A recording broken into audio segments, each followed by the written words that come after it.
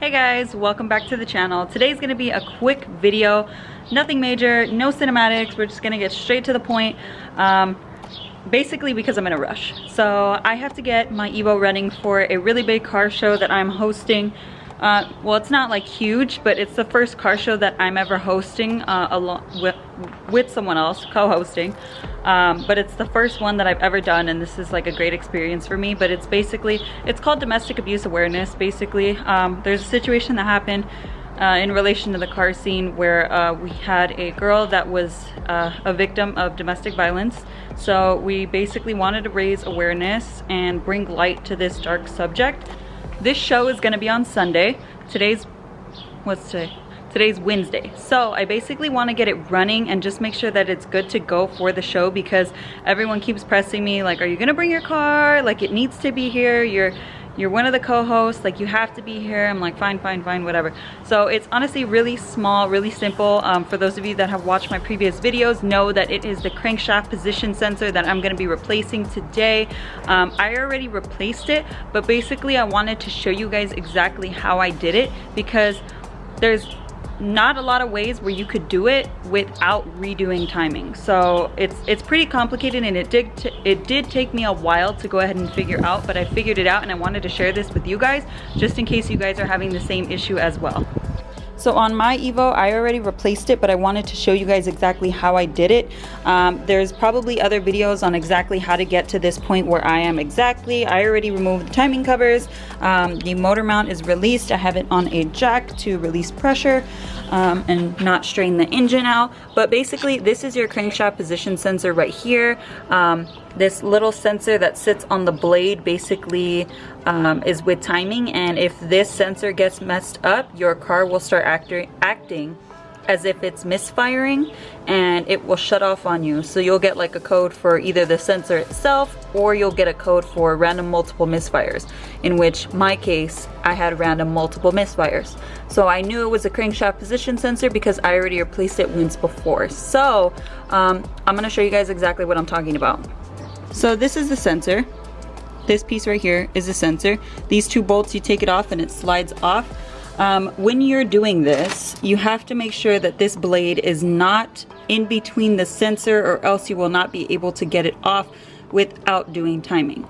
Along with the fact that this sensor has to go through the back end right here. As you can see, there's not a lot of space right there at all, and you cannot fit the sensor through that hole. So in order for me to take off the old sensor, I didn't need it because it was broken. I just basically cut it off and then pulled it out with some dikes.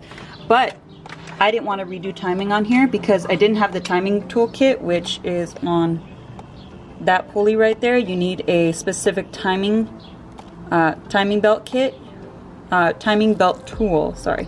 You need a specific timing belt tool for this specific pulley in order to put proper tension on there, and I let someone borrow it, and I still don't have it in my possession, and I didn't want to go pick it up. So in order to avoid that issue of redoing timing, what I did is I got a screwdriver and I just put it on here and pried it off without trying to damage the belt, in order to slide it slightly off the pulley and then be able to pull this aside, the timing belt, and slide in the sensor. It was honestly really difficult. It wasn't super difficult if it was doable. It is doable, so definitely if you don't have your timing belt toolkit, I would highly suggest that you do this without damaging it. Of course, there is where you can go ahead and actually cut the sensor and then rewire it and solder it or whatever you want to do, but that's, you know, a chance of an electrical issue. So we want to avoid more problems in our life. So that's what I would suggest that you guys do. And if you guys have any questions when it comes to timing, I've done timing a lot of times on these EVOs, so I have a lot of experience with timing, and I've never had any problems with the blue EVO or this one. And it's honestly pretty easy for me at this point to do timing. It's not even scary. I'm pretty confident with my timing skills on this EVO, because I'm very familiar with how the setup is and exactly how to get it timed properly. So if you guys have any questions, feel free to comment. comment and I'll try to get back to you as fast as I can. Maybe even make a video of it in the future, as I do plan to be taking out the motor and redoing everything properly. But right now I just wanted to show you guys a quick tip on what I learned, and probably could benefit some of you in the future. So yeah, just wanted to share that with you guys. Hopefully I will be putting out more content with the EVO. I do have my R1 Concepts sponsorship that I'm gonna go ahead and record as well, which is gonna be the new brake kit that I'm going to be installing with the slotted rotors and their R1 spec front pads and rear pads as well. So that's gonna be pretty fun, and I plan on hopefully repainting the calipers while I do that. So we'll see how that goes. And then obviously my car show will be posted up. Probably, I mean, maybe the next week after it. But hopefully I get to see you guys there. And yeah, so have a good day. Stay positive. And if you have an EVO, have an even better day. Thank you guys for watching. Thank you guys for all your support. I appreciate you guys. Comments, likes, subscribes, everything.